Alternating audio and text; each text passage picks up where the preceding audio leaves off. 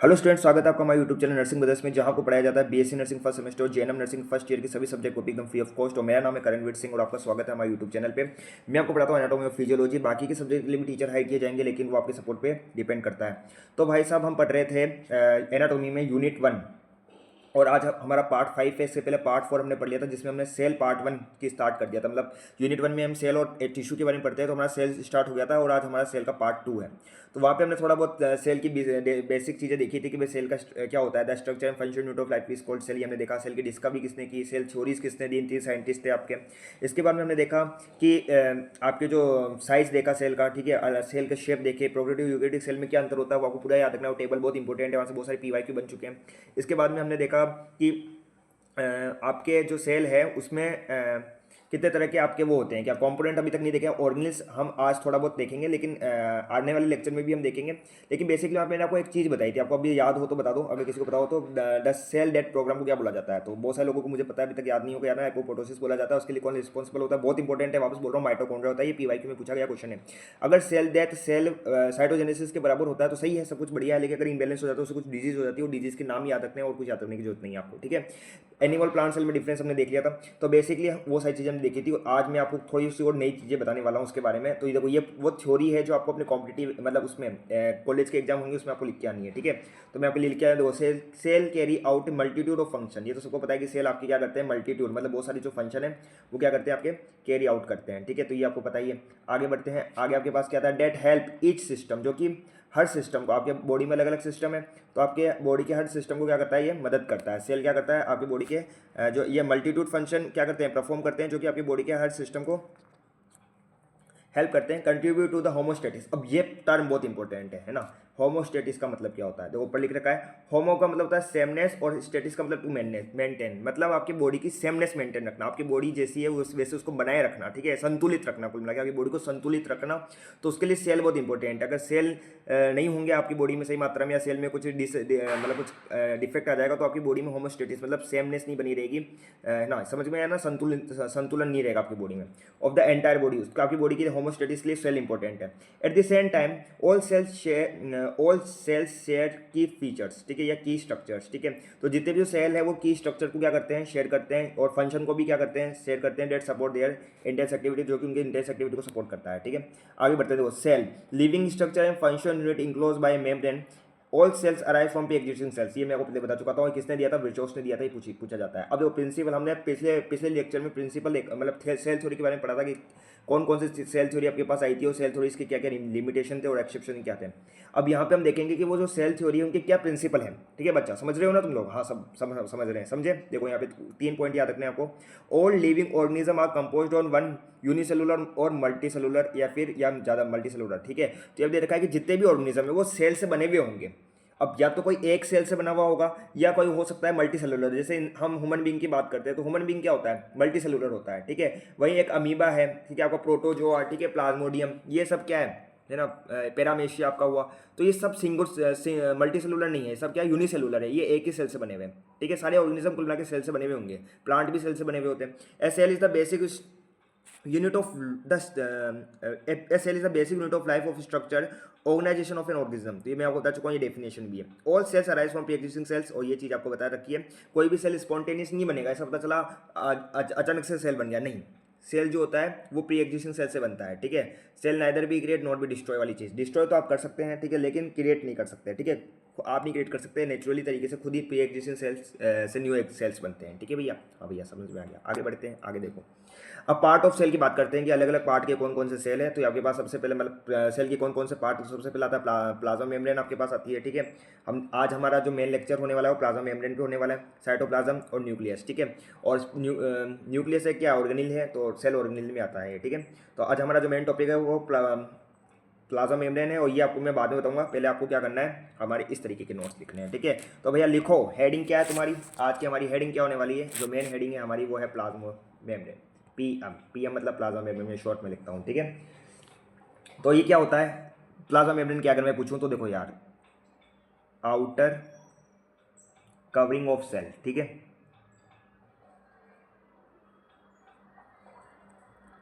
Outer covering of cell. Outer covering of cell क्या होती है आपकी प्लाज्मा में आपकी क्या होती है पीएम मतलब प्लाज्मा मेम्ब्रेन। ठीक है, अब देखो यहाँ पर प्लाज्मा मेम्ब्रेन को सबसे अच्छे से डिस्क्राइब करने के लिए एक मॉडल है, मुझे पता है बहुत सारे लोगों को पता भी होगा, बताओ कौन सा है? Fluid fluid mosaic model. ठीक है, तो सबको पता है यार, इंटेलिजेंट लोग हैं यहाँ पर। ठीक है, अब मुझे कोई ये बता सकता है कि फ्लूइड मोज़ेक मॉडल किसने दिया था? ये PYQ पूछा गया इसलिए पूछ रहा हूँ। ठीक है, ये PYQ है, किसने दिया था? ठीक है, तो यहाँ पे याद रखना ये PYQ में पूछा गया क्वेश्चन है कि गिवन बाय, तो ये साइंटिस्ट वाले में लिखना है, तो मैं तुमने एक साइंटिस्ट की अलग से कॉपी बना ली होगी, तो उसमें लिखना क्या कि जो फ्लूइड म्यूजिक मॉडल है वो गिवन किसने दिया था? दो साइंटिस्ट थे आपके, मैं हिंट के लिए बता देता हूँ। एक तो है सिंगर, अब तो आ गया होगा दूसरा तो नाम, हाँ सर भैया आ गया, क्या नाम है बताओ? निकोलसन। ठीक है, तो एक थे आपके सिंगर और एक थे निकोलसन। इन दोनों ने फ्लूइड म्यूजिक मॉडल दिया था 1972 में। ईयर याद हो जाए तो बढ़िया याद रख लेना, लेकिन साइंटिस्ट के नाम तो याद रखने ही है। ठीक है, अब हम बात करते हैं कि भाई आपकी जो प्लाज्मा मेम्ब्रेन होती है वो किससे बनी हुई होती है। तो भाई प्लाज्मा मेम्ब्रेन जो होती है सबको पता है, ये आपकी बाइलेयर होती है। और किसकी बनी हुई होती है? बाइलेयर होती है। पहली बात तो बाइलेयर है, बाइलेयर का मतलब तो जानते हो ना, दो लेयर है इसमें प्लाज्मा मेम्ब्रेन में, और वो लेयर किसकी है? फॉस्फोलिपिड की।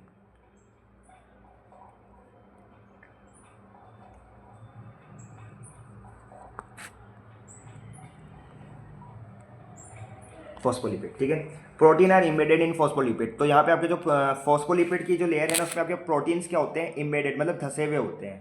ठीक है, तो proteins are embedded.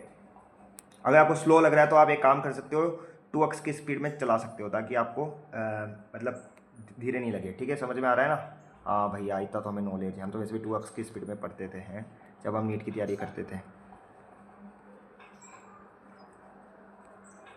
Embedded in, ठीक है, प्रोटीन्स आर इम्बेडेड इन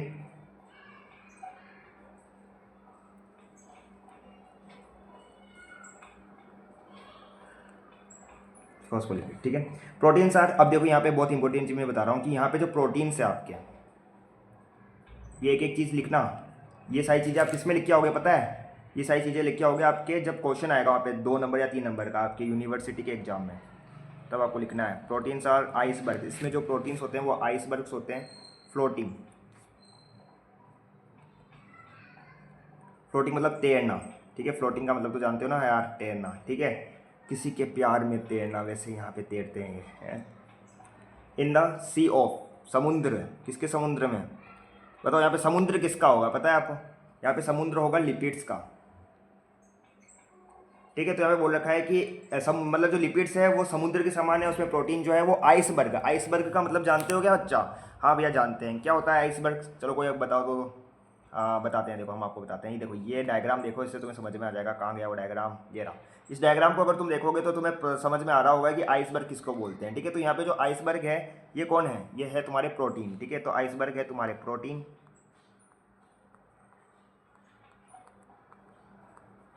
और ये जो समुद्र है ये किसका है? फॉस्फोलिपिड्स का है। ठीक है, तो ये याद रख लेना, मतलब लिपिड्स का तो है, फॉस्फोलिपिड्स का समुद्र है। ठीक है, अब हम बात कर लेते हैं कि भैया यहाँ पर जो आपके प्लाज्मा मेम्ब्रेन बाइलेयर जो है इसमें कितने तरह के प्रोटीन होते हैं। ठीक है, इसमें प्रोटीन तो होते हैं, तो हमने पढ़ लिया। तो हम बात करते हैं कि प्रोटीन कितने तरह के होते हैं। ठीक है, तो हम बात करते हैं प्रोटीन्स की। ठीक है भैया, प्रोटीन्स,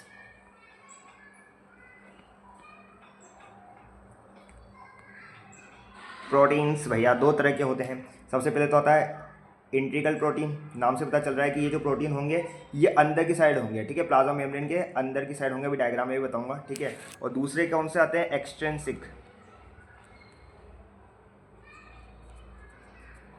एक्सट्रेंसिक बाहर की तरफ होते हैं। ठीक है, अब हम एक एक करके दोनों के बारे में बात कर लेते हैं। तो देखो हम डायग्राम से समझते हैं जरा। ठीक है, तो डायग्राम से बारे में समझते हैं। पहले इंट्रेंसिक प्रोकेट क्या क्या लिखोगे आप इसमें कि ये डिफिकल्ट टू एक्सट्रेट। अब देखो ये अंदर की तरफ है तो उनको बाहर निकालना है, एक्सट्रेट करना क्या है? डिफिकल्ट है। ठीक है, का है? डिफिकल्ट है, डिफिकल्ट। ठीक है, डिफिकल्ट। ठीक है, और इसको क्या है? इसको एक्सट्रेट करना ईजी है। क्या ईजी है? Easy to एक्सट्रेट। एक्सट्रेट का मतलब तो जानते हो ना, बाहर निकालना। ठीक है, डिफिकल्ट टू एक्सट्रेट। ठीक है भैया, समझ में आ गया है ना? अब हम बात करते हैं, देखो थोड़ा डायग्राम से समझते हैं, अभी हम आपको सब समझा देंगे। देखो ये आपके क्या है, फॉस्फोलिपिड है, ओके भैया, ठीक है। फॉस्फोलिपिड का हेड है ये, है ना। और अंदर इसकी क्या होती है, इस तरीके से टेल होती है। कुछ कुछ याद आ रहा होगा, हाँ याद आ रहा है ना, याद आ रहा है ना, हाँ भैया याद आ रहा है। तो देखो ये फॉस्फोलिपिड बायलेयर हो गई, है ना। अब मैं बोलूँ बताओ टेल कौन सी है और हेड कौन सी है, तो ये होता है तुम्हारा हेड, तुम्हारा मतलब फॉस्फोलिपिड का हेड, ठीक है। और ये होती है टेल। अब मुझे बताओ कि वाटर फोबिक कौन सा होता है और वाटर सोल्यूबल कौन सा होता है, मतलब वाटर फोबिक और वाटर जो आपका होता है फिलिक, है ना। तो हाइड्रोफिलिक और हाइड्रोफोबिक कौन कौन सा होता है। तो यार अगर तुम्हें याद नहीं है तो यहाँ पे लिख लो, बहुत बढ़िया चीज़ है ये भी, ठीक है। तो मैं आपको बता देता हूँ। हेड जो होता है ना, हेड, हेड क्या होता है बताओ। हेड होता है हाइड्रोफिलिक या फोबिक, हाइड्रोफोबिक होता है या फिलिक होता है बताओ। ये होता है हाइड्रोफिलिक।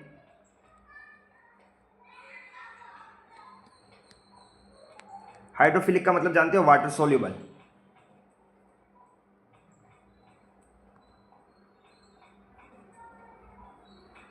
ठीक है। और एक और चीज़ यहाँ पे लिख लेना कि ये इलेक्ट्रिकली क्या है, चार्ज है, ठीक है। ये भी याद रख लेना, इलेक्ट्रिकली भैया ये चार्ज होता है भैया, इसको याद रख लेना, इंपॉर्टेंट चीज़ है। पूछा जाता है कि हेड हेड चार्ज होता है। देखो आपको ट्रू फॉल्स में पूछा जा सकता है ना, statement based question not set में पूछे जाते हैं क्या, कि पूछा जाएगा बताओ which of the following is false, तो ऑप्शन में दे देगा कि हेड इज इलेक्ट्रिकली अनचार्ज। अब जिसने अच्छे से पढ़ा होगा वो उस पर टिक कर देगा कि भाई गलत गलत है यार भैया ये। सही ऑप्शन क्या होता कि मतलब इसका सही क्या होगा कि हेड जो होता है वो इलेक्ट्रिकली चार्ज होता है, ठीक है। इसका उल्टा क्या हो जाएगा आपका, इसका उल्टा आपका हो जाएगा टेल, ठीक है। तो टेल के बारे में भी लिख लो। ओ भाई साहब ये क्या चीज़ चल गया है, ठीक है। तो टेल, तो भाई साहब टेल की हम बात करें तो टेल के बारे में देखो, हाइड्रोफोबिक होता है, तो सबको पता है हाइड्रो, ठीक है। इट इज़ हाइड्रोफोबिक, ठीक है। और हाइड्रोफोबिक का मतलब तो अब आप समझ ही गए होंगे कि water insoluble, okay okay okay okay. आगे बढ़ते हैं। मेरे को बताओ चार्ज या इंचार्ज, उसका उल्टा है ये भैया, ये तो UNCHARGED, अनचार्ज है बबुआ, अनचार्ज, ठीक है। आगे बढ़ें तो आगे आपके पास आता है, देखो यहाँ पर मैं आपको एक नोट पॉइंट लिखा रहा हूँ, ठीक है। और ये पॉइंट बहुत इंपॉर्टेंट है भैया, क्योंकि नोट सेट में पूछा गया क्वेश्चन है। मैं आपको सीधा PYQ लिख के बता देता हूँ, PYQ का मतलब है नोट सेट है, ठीक है। एक आपके पास प्रोटीन्स आते हैं जिनको बोलते हैं एक्वाप्रॉन्स, ठीक है। ये प्रोटीन्स पता है क्या करते हैं, ये आपके देखो आपकी जो ये प्लाज्मा मेम्ब्रेन होती है ना, ये सेमी परमेबल होती है, ठीक है। क्या होती है, सेमी परमेबल, मतलब ये सबको परमिट नहीं करेगी, हर कोई नहीं जा सकता इससे। अभी मैं आपको बताऊंगा भी इस चीज़ को, ठीक है। हर कोई मुंह उठा के बाहर निकल नहीं सकता, किसी किसी को जाने देती है। तो एक्वाप्रॉन्स क्या होते हैं, ये आपके सेल मेम्ब्रेन जो है, आपकी जो प्लाज्मा मेम्ब्रेन है, उसमें ये प्रोटीन होते हैं जो कि वाटर के फ्लो को अलाउ करते हैं, मतलब वाटर के फ्लो को प्लाज्मा मेम्ब्रेन से जाने को अलाउ करते हैं, ठीक है। और इनको आप क्या बोलते हो बताओ, क्या बोलते हो इनको, इनको बोलते हो वाटर, वाटर चैनल्स। ये इंपॉर्टेंट चीज़ है, ये PYQ में पूछा गया है कि एक्वाप्रॉन्स को क्या बोला जाता है, वाटर चैनल्स बोला जाता है, ये याद रख लेना, ठीक है। तो ये PYQ वो भी किसका है पता है आपको, किसका है भैया, नॉट सेट का है। नहीं नॉट सेट का नहीं है, MVS का है। MVS आपका नोएडा स्टाफ नर्स जो है उसका पेपर लगता है, और इसमें 2018 में एक क्वेश्चन पूछा गया था, ठीक है। तो NVS नोएडा स्टाफ नर्स में पूछा गया क्वेश्चन है, 2018 में पूछा गया था, ठीक है। तो भाई साहब ये चीज़ें हैं जो मेरे को आपको आज बतानी थी। इतनी सी चीज़ आ रही नहीं भाई, अभी तो बहुत सारी चीज़ें बची है। अब देखो यहाँ पर समझो, यहाँ पर डायग्राम से समझाते हैं हम तुम्हें, वापस से हम बना रहे हैं। क्या ये हेड है टेल है, पहले तो वो बताओ भैया। यही नहीं पता होगा कि हमें इतना पागल समझते हो, कहा हम इतने पागल नहीं हैं, हमें पता है ये टेल है। भाई साहब जिसने टेल बोला है ना वो तो सच में यार महान आदमी है। भाई साहब हेड है ये नीचे जो बना रहा हूँ ये टेल है, ठीक है। पहले एक समय पे मुझे ऐसा लगता था, पता है सच बोल रहा हूँ, मेरे को ऐसा लगता था, मैं झूठ नहीं बोल रहा हूँ, ये जो नीचे वाले में बना रहा हूँ ना उसको मैं टेल समझता था। किसको टेल समझता है अभी बताते हैं हम तुमको, ठीक है। एक समय पे हम ऐसा समझते थे, देखो हमें ये लगता था ये हेड है और ये टेल है। देखो हम कितने मूर्ख आदमी थे एक समय पे, है ना। लेकिन फिर बाद में पता चला कि भाई इसको भी हेड ही बोलेंगे, इसको भी हेड ही बोलेंगे, इसको टेल और इसको टेल बोलेंगे, ठीक है। समझ में आ गया, ठीक है। बाद में जाके समझ में आया हमें, ठीक है। पहले समझ में आ जाता तो अच्छा रहता है। तो भाई साहब हम बात कर लेते हैं इंट्रीगल। देखो ये जो आपको लंबा सा दिख रहा है ना प्रोटीन, इसको अपन इंट्रीगल प्रोटीन बोलते हैं,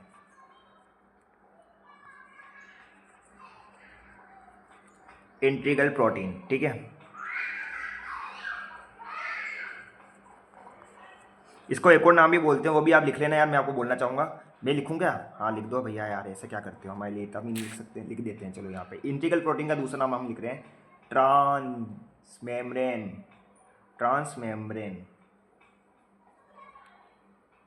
इससे बढ़िया तो लिखते ही नहीं भैया, क्या लिखे हो, TRANSMEMBRANE ट्रांसमेम्ब्रेन प्रोटीन, PRO लिख देता हूँ ना, प्रो है प्रो, ठीक है प्रोटीन।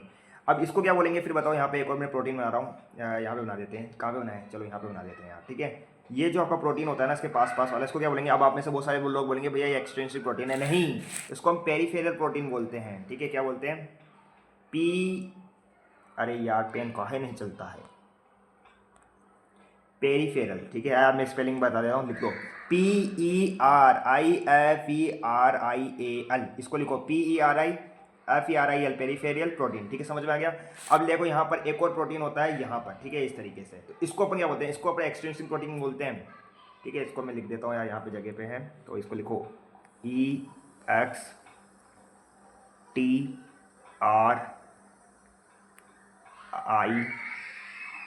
ओके ये कहाँ हो गया, INSIC, ठीक है, EXTRIN ऐसा ऐसा एक्सट्रिंसिक प्रोटीन, ठीक है। तो तीनों प्रोटीन समझ में आ गए। अब हम आगे बढ़ते हैं। आगे आपके पास बहुत इंपॉर्टेंट चीज जो अगली आती है, वो आती है कंपोजिशन। भाई कितना परसेंट क्या है वो भी आपको याद रखना है, और यहाँ से सीधा PYQ और MCQ आपके यूनिवर्सिटी के एग्जाम में भी सीधे MCQ यहाँ से बनते हैं, ठीक है। प्रोटीन कितना परसेंट होता है पूछा जाता है, मतलब यूनिवर्सिटी में पूछा जाता है, और उसमें भी याद रखना, PYQ तो आते ही हैं यहाँ से, ठीक है। प्रोटीन 55% होता है। लिपिड इसमें होते हैं 40%, ठीक है भैया। और लास्ट में आपके आता है कार्बोहाइड्रेट,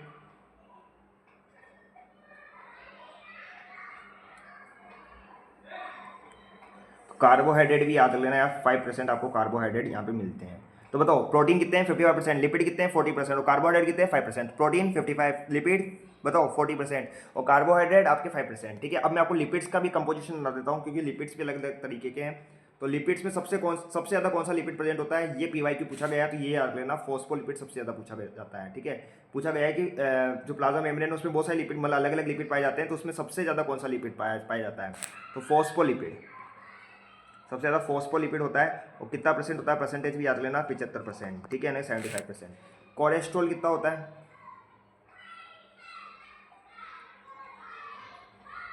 कोलेस्ट्रॉल होता है आपका 20%, ठीक है। और लास्ट में आता है ग्लाइकोलिपिड, ग्लाइकोलिपिड आपको पता ही होगा 5% है,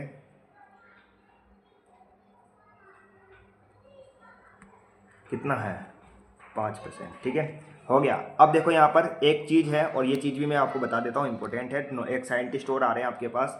चलो मुझे बताओ कि जो फ्लूइड मोसेक मॉडल है किसने दिया था, किसी को पता है, अभी बताया था मैंने, सिंगल और निकोलसन ने दिया था। अगर आपको बोले कि PM यानी प्लाज्मा मेम्ब्रेन टर्म किसने दी थी, ठीक है, टर्म कॉइंड बाय, कॉइंड का मतलब देना, ठीक है, कॉइंड बाय, कॉइंड किसने दिया था बताओ, तो याद रखना कार्ल निगली, ठीक है। तो इसे याद रखो काले निगली, आपका ये लड़की ही वो काले काई निगली की पत्तों कौन है, बस काले निगली है ना, काल निगली मतलब काले निगली है ना। अब राजस्थान वाले समझ गए होंगे काले निगली का मतलब मैं क्या बोलना चाहता हूँ, ठीक है। तो इस तरीके से याद रख लेना।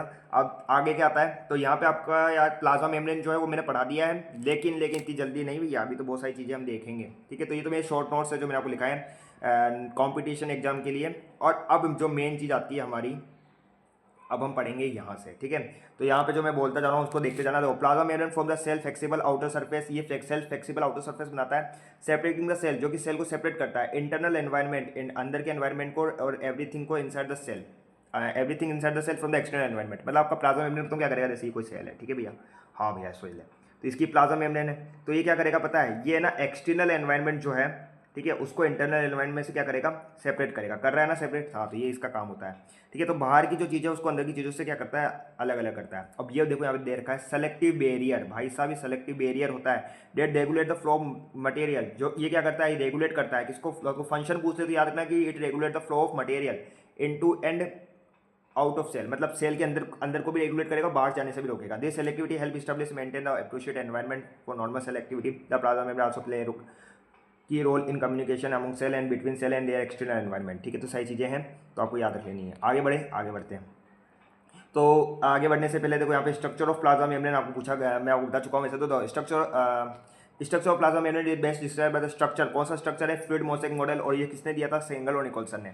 According to this model the molecular arrangement of the plasma membrane resemble है continuous moving sea of fluid lipid that contains a mosaic of many different protein. ठीक है, तो ये चीज़ मैं आपको बता चुका हूँ। आगे बढ़ते हैं, ये आपको अपनी थ्योरी में लिख के आना, अगर नंबर क्वेश्चन आ जाए कि define the structure of plasma membrane, तो आप थ्योरी में ये लिख के आओगे जो मैं आपको बता रहा हूँ। यहाँ पे देखो आपको डायग्राम बता रखा है, तो वो लिपिड की लेयर है ये, ठीक है, आपको दिख ही रही होगी, बाई लेयर दिख रहा है ना भैया।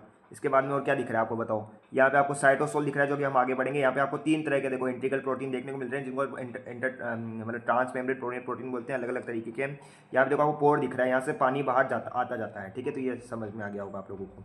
फिर देखो यहाँ पे इस तरीके से पेरीफेरियल प्रोटीन है, जिसके बारे में मैं बता चुका हूँ। इसके बाद में आपके पास यहाँ पे कोलेस्ट्रॉल दिख रहे हैं, फॉस्फोलिपिड्स दिख ही रहे हैं। अब देखो यहाँ पे इस तरीके की आपको स्ट्रक्चर दिख रही होगी। अगर ये स्ट्रक्चर आपको प्रोटीन के ऊपर है तो उनको अपन क्या बोलते हैं? ग्लाइकोप्रोटीन। ठीक है, समझ में आ गया? ये कार्बोहाइड्रेट है, प्रोटीन के ऊपर कार्बोहाइड्रेट की चेन होती है, और ये कार्बोहाइड्रेट की चेन होने के कारण आपको पता है प्रोटीन क्या करता है? सेल को इम्यूनोलॉजी का आइडेंटिटी प्रोवाइड कराता है। और ये बहुत इंपॉर्टेंट है, पूछा जाता है कि what is the function of protein. ये जो प्रोटीन है ना, इनकी क्या फंक्शन है? तो पहली बात तो ये सेल को इम्यूनोलॉजी का आइडेंटिटी प्रोवाइड करेगा। कैसे प्रोवाइड करेगा? इनके ऊपर ये जो कार्बोहाइड्रेट की चेन है ना, इनके कारण। तो अगर ये कार्बोहाइड्रेट की चेन प्रोटीन के ऊपर, उनको तो हम उनको क्या बोलेंगे? ग्लाइकोप्रोटीन। ठीक है, और अगर ये किसके ऊपर है? प्लाज्मा मेम्ब्रेन के ऊपर है, तो अपन उनको क्या बोलेंगे बताओ? तो उनको अपन बोलेंगे ग्लाइकोलिपिड। ठीक है, क्योंकि ये जो आपका प्लाज्मा मेम्ब्रेन है लिपिड्स, तो लिपिड्स के ऊपर है तो क्या बोलोगे आप? इसको ग्लाइकोलिपिड।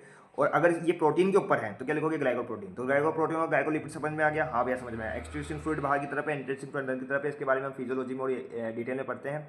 ठीक है, कितना % फ्लूइड होता है अंदर, बाहर कितना होता है, या फिजियोलॉजी में पढ़ते हो। ओके, वहाँ पे आप बहुत सारे अलग अलग वो भी पढ़ते हो आप, ऑस्मोसिस, डिफ्यूजन, ठीक है, एक्टिव ट्रांसपोर्ट, पैसिव ट्रांसपोर्ट, ये हम फिजियोलॉजी के यूनिट 1 में पढ़ेंगे। ठीक है, तो यहाँ पर आपको सही चीज़ समझ में आ गई, ग्लाइकोप्रोटीन क्या होता है, ठीक है, और ये ग्लाइको लिपिड क्या होता है, ठीक है, क्या स्ट्रक्चर क्या बोलते हैं, डायग्राम में देख लेना, और डायग्राम इंपॉर्टेंट है। ठीक है भैया, डायग्राम बेस्ड क्वेश्चन आते हैं, तो यहाँ पे समझ में आ गया। अब देखो, the basis structure framework is lipid bilayer, ये आपको बता दिया, मेड अप ऑफ 3 मॉलिक्यूल। देखो यहाँ पे आपको लिपिड की बताया था, लिपिड में फॉस्फोलिपिड 75%, कोलेस्ट्रॉल 20, और आपको ग्लाइकोलिपिड 50%। इसके अलावा देखो इसमें प्रोटीन और कार्बोहाइड्रेट भी होते हैं, ये भी याद रख लेना है। ठीक है, बता चुका था, और कितने % सब कुछ होता है वो सब आपको याद रखना है। प्रोटीन और कार्बोहाइड्रेट का कितना % है बताओ? प्रोटीन कितना % था? 55%, लिपिड 40% और कार्बोहाइड्रेट 5%। ठीक है, अब देखो, some protein floats freely like icebergs in the lipid sea, where other are anchored at the specific location like island. ठीक है, तो ये आपको ये बता चुका हूँ। अब देखो यहाँ पे प्लाज्मा मेम्ब्रेन का फंक्शन, तो ये बहुत इंपॉर्टेंट है, यहाँ से सीधा आपका यूनिवर्सिटी में क्वेश्चन आता है। ठीक है, तो देखो यहाँ पे एज ए बैरियर सेपरेटिंग, बता चुका था कि एक बैरियर है जो कि सेपरेट करेगा इनसाइड आउटसाइड द सेल को। ठीक है, control the flow of substance, ये बता चुका हूँ कि कंट्रोल करता है फ्लो ऑफ सब्सटेंस को, क्योंकि ये सेलेक्टिव है, सबको नहीं जाने देगा। पता चला कल तो न्यूक्लियस बोल रहा है, अरे बबुआ हम बड़ा वो हो गया है क्या, बोर हो गया, हम थोड़ा बाहर घूम के आता है। अगर ऐसा हो गया तो भाई सेल ही मर जाएगी, क्योंकि न्यूक्लियस के अंदर पर डीएनए होता है, और बिना डीएनए के सेल कैसे जिंदा रह सकता है? नहीं रह सकता ना। तो भाई साहब कल तो पता चला न्यूक्लियस चला गया, फिर माइटोकॉन्ड्रिया चला गया, ये चले गया आपके गोल्गी बॉडी, तो फिर सेल ही नहीं बचेगा। इसलिए सबको नहीं जाने देता है, सेलेक्टिव लोगों को जाने देता है। ठीक है, सबको नहीं जाने देगा। Help identify the cell to other cell, ये एक सेल को आइडेंटिफाई करने में मदद करती है दूसरे सेल से। पार्टिसिपेट इंटरसेलुलर सिंगलिंग, और इंटरसेलुलर सिंगलिंग में पार्टिसिपेट करती है। आपको चारों पॉइंट याद रख लेने हैं। आगे बढ़ो, अब देखो यहाँ पर अगर आपको बोले कि मेम्ब्रेन क्या जो आपकी ये है ना प्रोटीन्स, तो प्रोटीन्स के फंक्शन। ठीक है, तो यहाँ पे आपको मैं लिख देता हूँ प्रोटीन। कौन से प्रोटीन? प्लाज्मा मेम्ब्रेन के जो प्रोटीन होते हैं उनके फंक्शन। ठीक है, तो उनके फंक्शन देखो, सबसे पहले सम, एक सेकेंड को कट गया है, देखो अच्छे से समझना, बहुत इंपॉर्टेंट पॉइंट्स हैं। सम हैव ब्रांच, ठीक है, सबके पास क्या कुछ उनके किसी किसी के पास क्या होता है? Branch carbohydrate. मैं आपको बता चुका हूँ कि कुछ प्रोटीन के पास ब्रांच कार्बोहाइड्रेट मॉलिक्यूल्स होते हैं, attached to the outer surface, तो आउटर सरफेस से अटैच होते हैं, गिव द सेल इम्यूनोलॉजी का आइडेंटिटी, और ये इम्यूनोलॉजी का आइडेंटिटी प्रोवाइड कराते हैं। और ये बहुत इंपॉर्टेंट पूछा जाता है कि सेल को इम्यूनोलॉजी का आइडेंटिटी कौन प्रोवाइड कराता है? तो याद रखना, जो प्रोटीन है उनके ऊपर कार्बोहाइड्रेट की चेन होती है वो। ठीक है, कौन सी प्रोटीन? प्लाज्मा मेम्ब्रेन के अंदर जो प्रोटीन है, जिसको अपन प्लाज्मा मेम्ब्रेन प्रोटीन बोलते हैं, मेम्ब्रेन प्रोटीन भी बोलते हैं। अदर एक्ट एज रेसेप्टर, दूसरे जो है वो रेसेप्टर की तरह एक्ट करते हैं। Specific recognisation site for hormones and other chemical process messenger. समझ में नहीं आएगा? देखो ये आपके जो प्रोटीन होते हैं ना, इनके ऊपर कुछ रेसेप्टर साइट्स होती है, जहाँ पे आपकी कोई भी हार्मोन है या कोई भी मैसेंजर है, केमिकल मैसेंजर, तो वो इन जो प्रोटीन के ऊपर जो रेसेप्टर साइट है वहाँ पे जाके अटैच हो जाएंगे। समझ में आ गया ना? हाँ, तो ये रेसेप्टर की तरह भी एक्ट करते हैं। सम आर एंजाइम, इनमें से ज़्यादा प्रोटीन क्या होते हैं? एंजाइम होते हैं। Transmembrane protein from channel देखो ट्रांसमेम्ब्रेन प्रोटीन जो है वो जो आपके चैनल्स होते हैं वो बनाते हैं that are filled with water, जिसमें पानी भरा हुआ होता है, allow very small water soluble ions to cross the membrane, ठीक है। Some are involve in pumps, बहुत सारे पंप्स में जैसे आपका सोडियम पोटेशियम पंप आता है, ठीक है, तो वो भी आप पढ़ोगे, फिजियोलॉजी में पढ़ोगे हालांकि वो, that transport substance across the membrane, ठीक है। तो ये 5 पॉइंट आपको याद रखना है, कम से कम 4 पॉइंट तो याद रख लेना, क्योंकि अगर आपको जैसे 3 नंबर का क्वेश्चन पूछ ले तो 4 पॉइंट तो लिख के आओगे ना, 1 पॉइंट एक्स्ट्रा लिख के आना है, ठीक है। तो भाई साहब समझ में, शॉर्ट चीज़ है भाई, इम्यूनोलॉजी का आइडेंटिटी, ठीक है। इसके अलावा सेलेक्टिव, मतलब ये क्या करते हैं, वाटर के फ्लो को बनाए रखते हैं, ठीक है, और सोलेबल आयंस के वाटर के फ्लो को बनाए रखते हैं, ठीक है, वाटर कैसे चैनल्स फॉर्म करके, ठीक है। दूसरी चीज़ ये रेसेप्टर प्रोवाइड कराते हैं हार्मोन्स के लिए और दूसरे केमिकल मैसेंजर के लिए, और एंजाइम की डायरेक्ट करते हैं। बस ये 4 चीज़ें लास्ट वाले भी याद कर लेना कि इन्वॉल्व होते हैं पंप्स में, जो कि ट्रांसपोर्ट करता है सब ट्रांसफर अक्रॉस द मेम्ब्रेन, ठीक है। तो भाई साहब ये हो गया आपका क्या, प्लाज्मा मेम्ब्रेन। तो इतना सा था क्या प्लाज्मा मेम्ब्रेन, हाँ भैया अभी के लिए इतना सा था। तो आगे हम क्या पढ़ेंगे, आज का अगला टॉपिक क्या हमारा अगला टॉपिक है साइटोप्लाज्म, ठीक है। तो साइटोप्लाज्म के बारे में हम देख लेते हैं। तो आपको दिख ही रहा होगा वैसे तो सब कुछ यहाँ पे जो मैं लिख रखा हूँ, ठीक है। तो इसको रीड कर लो, और क्या, बस इतना सा है क्या भैया, हैं। अभी हम बता देते हैं, रुको एक सेकंड। हाँ, साइटोप्लाज्म के बारे में इतना सा ही है, देख लो यहाँ पर। Cytoplasm consist of all the cellular content between the plasma membrane and nucleus. It has 2 components. Cytoplasm के बाद 2 कंपोनेंट होते हैं, एक होता है साइटोसोल, एक होता है ऑर्गेनेल्स, ठीक है। साइटोसोल ऑर्गेनेल्स, ठीक है। ऑर्गेनेल्स आपको सामने दे रखा है, tiny structure that form different function in the cell, तो परफॉर्म करते हैं अलग अलग फंक्शन को किसमें, सेल में, ठीक है। अब हम बात कर लेते हैं साइटोसोल क्या होता है। तो देखो यहाँ पर समझना, देखो एक एक चीज़ को समझते हैं हम यहाँ पर, है ना। देखो साइटोसोल इंटरसेलुलर फ्लूइड, ठीक है, इज द साइटोसोल को आप इंटरसेलुलर फ्लूइड भी बोलते हो, आईसीएफ, ठीक है, is the fluid portion of the cytoplasm. ये साइटोप्लाज्म का फ्लूइड पोर्शन है। तो पूछा जा सकता है कि एमसीक्यू में पूछा जा सकता है कि साइटोप्लाज्म का फ्लूइड पोर्शन क्या कहलाता है। तो याद रखना साइटोप्लाज्म का जो फ्लूइड पोर्शन होता है उसको अपन क्या बोलते हैं, उसको अपन साइटोसोल बोलते हैं, ठीक है। डेट सराउंड ऑर्गेनल्स, अभी बहुत इंपॉर्टेंट चीज है बबुआ, ये ऑर्गेनल्स को सराउंड करता है and constitute about 55% of the total sale volume. और पूरे सेल वॉल्यूम का कितना परसेंट भैया, बहुत इंपॉर्टेंट है, ये तो हाईलाइट करना पड़ेगा। आपके पूरे जो सेल है उसका 55% कौन होल्ड करता है, साइटोसोल। तो मतलब पूरा ये सेल है, इसमें आपका साइटोप्लाज्म है जैसे समझ लो, है ना। तो इस साइटोप्लाज्म का 55% तो कौन ले जाएगा, साइटोसोल ही ले जाएगा। और ये साइटोसोल लिक्विड कंपोनेंट होता है किसका, साइटोप्लाज्म का। साइटोसोल इज, अब साइटोसोल में 75 से 90% वाटर है, तो ways dissolve and suspended component among these are different type of ions. इनमें अलग अलग टाइप के आयंस, ग्लूकोज और एमिनो एसिड भी है, फैटी एसिड, ये सारी चीज़ें हैं यहाँ पर, ठीक है, किसमें, प्लाज्मा मेम्ब्रेन मतलब साइटोसोल में, ठीक है।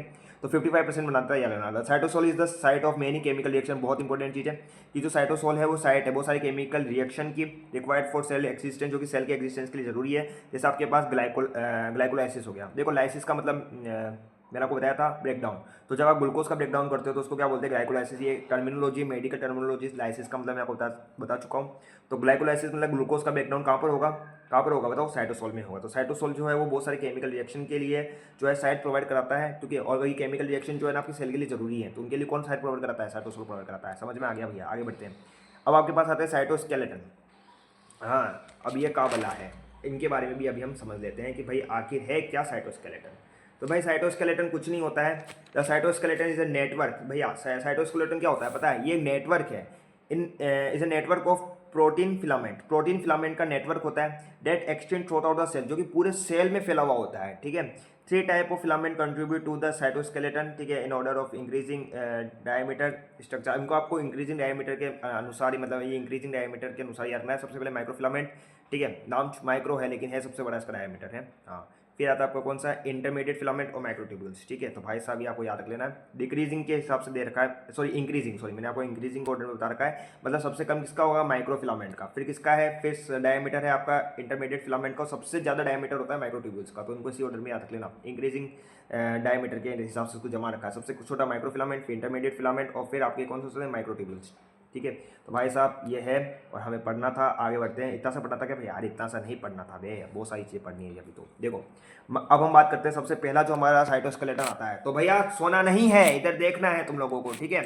इधर उधर डिस्ट्रक्शन मत लगाओ, ठीक है। नोटिफिकेशन बंद कर दो, है इंस्टाग्राम पे भैया ये बुला रही है, बुलाती है पर जाने का नहीं, ठीक है, पढ़ने का इधर, ठीक है। वो बुलाएगी तो तुम्हारी जिंदगी खराब कर देगी या कर देगा, ठीक है। अगर तुम लड़की हो तो उनके लिए भी बोल रहा हूँ, वो बुलाएगा तो जिंदगी खराब कर देगा। पढ़ो, अपने माँ बाप के लिए पढ़ो, ठीक है, और नर्सिंग ऑफिसर बनो।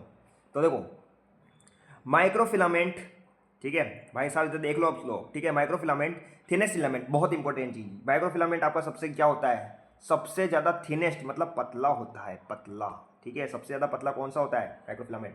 इसमें आपका एक्टिनोप्रोटीन होता है, ये मायोसिन, एक्टिनोमायोसिन, मतलब ये पूछा जाता है, PYQ है भैया, PYQ है, याद रख लो उसको, ठीक है। कि माइक्रोफिलामेंट किससे कंपोज होता है, तो प्रोटीन का नाम याद रखना, मायोसिन और एक्टिन से कंपोज होता है। Found at the edge of the cell में पाया जाता है। Function, they help generate movement and provide mechanical support shape of the cell, ठीक है। मूवमेंट, ये मतलब कुल मिला के मैकेनिकल सपोर्ट प्रोवाइड कराएंगे और मूवमेंट भी प्रोवाइड कराते हैं, ठीक है। अब मैं जैसे मस्कुलर कॉन्ट्रेक्शन, आपके मसल्स में जो कॉन्ट्रेक्शन होता है ना, मांसपेशियों में, है ना, जो कॉन्ट्रेक्शन होता है वो इसी के कारण होता है, ठीक है। इसके अलावा आपके पास आता है सेल डिवीजन। सेल डिवीजन में आपका ये माइक्रोफिलामेंट बहुत इंपॉर्टेंट रोल प्ले करते हैं।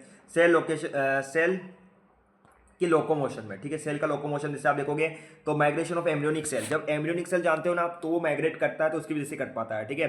WBC in the infection site, WBC जो है रेड ब्लड सेल, तो जैसे कहीं पे समझ लो आपका इन्फेक्शन हो गया, तो इन्फेक्शन जहाँ पर हुआ वहाँ पे WBC जाएगी, तो कैसे जाएगी? माइक्रोफिलामेंट के जरिए जाती है, ठीक है। और इसके अलावा स्किन सेल ड्यूरिंग वॉन्ड हीलिंग, तो यहाँ पे देखना, जैसे आपको मैं समझाता हूँ, जैसे समझ लो ये आपकी स्किन है ना, और स्किन के यहाँ पे कोई घाव हो गया, ये यहाँ पे घाव हो गया, तो भाई साहब क्या होगा कि यहाँ पे आसपास की जो सेल है ना, ये इस घाव को भरने के लिए क्या करेगी? इधर आएगी ना, घाव की तरफ आना शुरू कर देगी। तो वो कैसे आ पा रही है? माइक्रोफिलामेंट के कारण। तो भाई साहब ये मूवमेंट में मदद कर रहा है, ठीक है।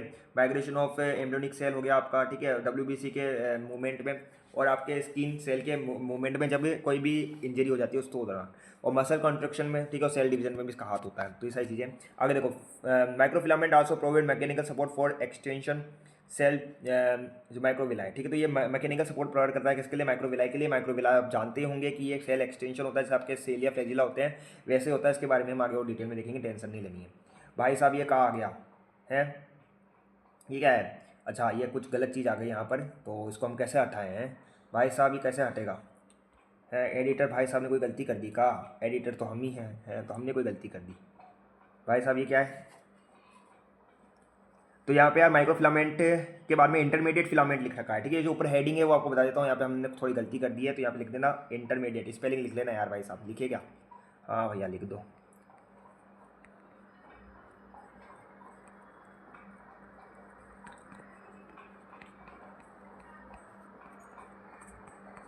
ऐसे बड़ी बड़ी क्लासों में छोटी छोटी बातें होती रहती है, ठीक है। तो आगे बढ़ जाए तो देखो, कंपोज ऑफ यार इंटरमीडिएट फिलामेंट हम पढ़ रहे हैं, तो देखो compose of server different protein, इसमें अलग अलग डिफरेंट प्रोटीन होते हैं आपके कौन सा कंपोस्ट के, क्या होते हैं? अलग अलग डिफरेंट प्रोटीन होते हैं। एक चीज़, एक सेकंड को कहाँ गया? हाँ देखो, यहाँ पे हमने डायग्राम देख लिया, तो डायग्राम समझ लेते हैं क्योंकि डायग्राम बेस्ड क्वेश्चन बनता है। अगर आप यहाँ पे माइक्रोफिलामेंट का डायग्राम देखोगे, जो आपको दिख भी रहा है, ठीक है, दिख रहा है का? इस PYQ को हटा देते हैं ताकि आपको दिख जाए, है ना। इस PYQ को डिलीट कर देते हैं हम यहाँ से। ओके भैया, PYQ तुम हट जाओ। जैसे PYQ पूछा गया तो यहाँ पे लिख लेना एक्टिनोमायोसिन वाला, ठीक है। देखो डायग्राम को देखोगे तो आपको क्या दिख रहा है कि ऊपर माइक्रोविलाई दिख रहे हैं आपको, ठीक है भैया, दिख रहे हैं। और माइक्रोविलाई के अलावा और क्या दिख रहा है? और यहाँ पर आपको दिख रहे हैं माइक्रोफिलामेंट। माइक्रोफिलामेंट आपको साइड साइड में दिख रहे होंगे। तो माइक्रोफिलामेंट देखो यहाँ पे साइड साइड में, बॉर्डर बॉर्डर पे होते हैं, ठीक है। समझ में आ गया? हाँ, इंटरमीडिएट फिलामेंट बीच में होते हैं, ये भी याद रख लेना। अभी अब डायग्राम में बता दूंगा, ठीक है। तो बस ये है। और अगर आपको बोलने के बताओ डायग्राम किसका है, तो आप पहचान लोगे ना। कैसे पहचानोगे? माइक्रोफिलामेंट को ऐसे साइड में देख लेना कि भाई माइक्रोफिलामेंट साइड में है, तो मतलब कौन सा है? ये माइक्रोफिलामेंट है, ठीक है। अगर फिलामेंट साइड में है तो बीच में होंगे तो कौन सा होगा? इंटरमीडिएट फिलामेंट, जहाँ पे बीच में दिख रहा है। Compose by several different protein, function stabilise and stabilise the position of the nucleus such as nucleus, ठीक है। तो ये जो आपके ऑर्गेनल्स है ना, जो भी आपके सेल ऑर्गेनल्स हैं, उनको स्टेबलाइज करेंगे, उनकी पोजीशन को स्टेबलाइज करेंगे, ठीक है। देखो आपको दिख भी रहा होगा डायग्राम में कि बस ये देखो, ये माइक्रोफिलामेंट है ना, इस तरीके से फैले हुए होते हैं। तो ये क्या करते हैं कि जो भी सेल ऑर्गेनल्स है ना, उनको उनकी जगह पे स्थायी रखते हैं, ठीक है, उनको स्टेबल रखते हैं। जैसे आपको एग्जाम्पल न्यूक्लियस दे रखा है, तो देखो न्यूक्लियस को चारों तरफ से घेर रखा है, तो अभी जो न्यूक्लियस है वो मूवमेंट नहीं कर सकता, अपनी पोजीशन पे क्या हो चुका है? फिक्स हो चुका है। तो डायग्राम से तुम्हें सब चीज़ें समझ में आ जाएगी, इसका फंक्शन क्या है। भैया समझ में आ जाएगा ना? हाँ भैया समझ में आ जाएगा। बड़े आगे, हाँ। और आगे बढ़ लेते हैं। दीज फाइबर्स आर लार्ज, ये जो फाइबर्स होते हैं, एक सेकंड, ये क्या दे रखा है? हाँ देखो यहाँ पर, यहाँ पे माइक्रोट्यूब्यूल्स यहाँ पे लगाना था, वहाँ पे लगा दिया हमने गलती से, है ना। दिस फाइबर्स आर, अब माइक्रोट्यूब्यूल्स की बात कर लेते हैं। देखो दिस फाइबर्स आर लार्ज, ये लार्ज होती है rigid protein that give the cell, जो कि सेल को मैकेनिकल सपोर्ट प्रोवाइड करती है। Also give pathway for internal movement, internal movement के लिए पाथवे भी प्रोवाइड करती है। फॉर एग्जाम्पल जैसे ऑर्गेनल्स के इंटरनल मूवमेंट, मतलब ऑर्गेनल्स इंटरनल मूवमेंट करते हैं ना, तो उनके लिए पाथवे प्रोवाइड कराएगी। और क्रोमोजोम, जैसे आपके जब सेल डिवीजन होता है तो क्रोमोजोम मूव करते हैं, तो उनको क्रोमोजोम को मूव करने के लिए इंटरनल मूवमेंट प्रोवाइड कराने का काम, सपोर्ट करने का काम कौन करता है? माइक्रोट्यूब्यूल से। ही इंपॉर्टेंट याद रख लेना कि कोई भी ऑर्गेनल्स है तो उसके इंटरनल मूवमेंट के लिए कौन रेस्पॉन्सिबल होता है? इंटरनल मूवमेंट के लिए कोई भी ऑर्गेनल्स और क्रोमोजोम के भी इंटरनल मूवमेंट के लिए कौन रेस्पॉन्सिबल होता है? आपका माइटोकॉन्ड्रिया होता है। और भाई साहब बहुत इंपॉर्टेंट लाइन में बता रहा हूँ, ठीक है, और इस लाइन को आपको याद रख लेना है, ये याद लाइन, ठीक है भाई साहब, ठीक है, याद हो गया। अब देखो यार, एक चीज़ मैं अगर पूछूं कि बताओ माइक्रोट्यूब्यूल्स किस प्रोटीन से बनी हुई होती है, यहाँ पे लिख लो भाई। अगर मैं बोलूं कि माइक्रोट्यूब्यूल्स का प्रोटीन क्या होता है तो यहाँ याद रखना ट्यूब्यूलिन। ये बहुत इंपॉर्टेंट है और मैं आपको बता देता हूँ ये PYQ है। PYQ का मतलब आप जानते हो कि ये किसी ना किसी नर्सिंग ऑफिसर एग्जाम में पूछा गया क्वेश्चन है कि माइक्रोट्यूब्यूल्स किस प्रोटीन से बनी हुई होती है। याद रखना ट्यूब्यूलिन से बनी हुई होती है। किससे बनी हुई होती है बच्चा? हाँ भैया समझ में आ गया, किससे बनी हुई होती है? ट्यूब्यूलिन से। तो हमने सब कुछ पढ़ लिया है, यहाँ पे हम देख लेते हैं कुछ रह तो नहीं गया। ठीक है, तो आज का लेक्चर इतना सा ही था। हाँ, सब कुछ हो चुका है।